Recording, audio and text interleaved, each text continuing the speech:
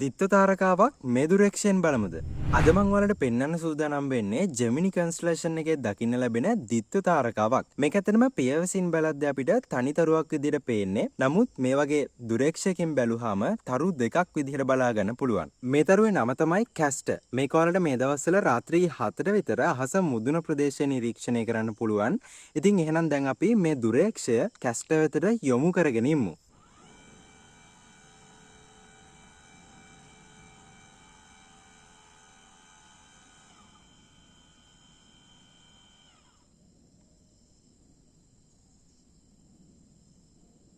ඉතින් ඔන්න දැන් දුරේක්ෂය කැස්ටර් වෙතට යොමු වෙලා තියෙන්නේ. මම දැන් ඔයාලට පෙන්නන්නම් මේකට එක පේන විදිහ. ඉස්සෙල්ලාම මේ ෆොටෝ එක බලන්නකෝ. මේ තියෙන්නේ මම අඩු විශාලන බලයකින් ලබාගත් ෆොටෝ එකක්.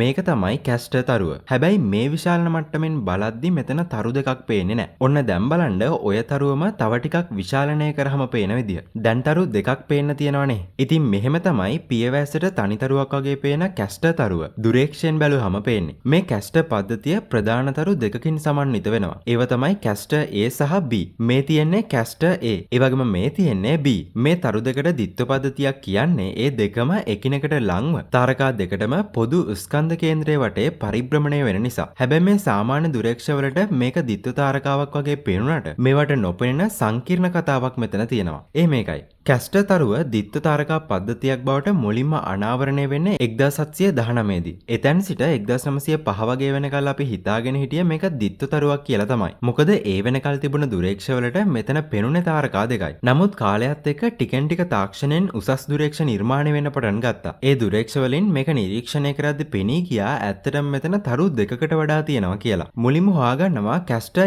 A තරුව කියන්නේ තනි තරුවක් නෙවෙයි ඒකත් දිත්ව තාරකා පද්ධතියක් කියලා. ඊට පස්සේ කැස්ටර් B බලද්දිත් පැහැදිලි වෙන්නේ ඒකත් දිත්ව තරුවක් කියලා. ඔන්න දැන් කැස්ටර් පද්ධතිය තරු 4ක් තියෙනවා. හැබැයි ඔතනින් නවතින්නේ නැහැ. තව ටික කාලයක් මේ පද්ධතිය නිරීක්ෂණය කරද්දී පෙනී යනවා මේ තරු දෙකට ටිකක් ඈතින් මේ පද්ධතියටම අයිති තව තරුවක් තියෙනවා කියලා. ඒක නම් කරන්නේ කැස්ටර් C කියලා. හැබැයි බලන් යද්දී ඒකත් දිත්ව තරුවක්. ඉතින් අන්තිමේදී දිත්ව තරුවක් කියලා හිතපු කැස්ටර් පද්ධතිය තුල තරු 6ක් පවතිනවා කියලා හෙළිදරව් වෙනවා. අපි දැන් බලමු ඒ එක එක තරුවේ කක්ෂ පිහිටන විදිය සහ ඒවා චලිත වෙන විදිය.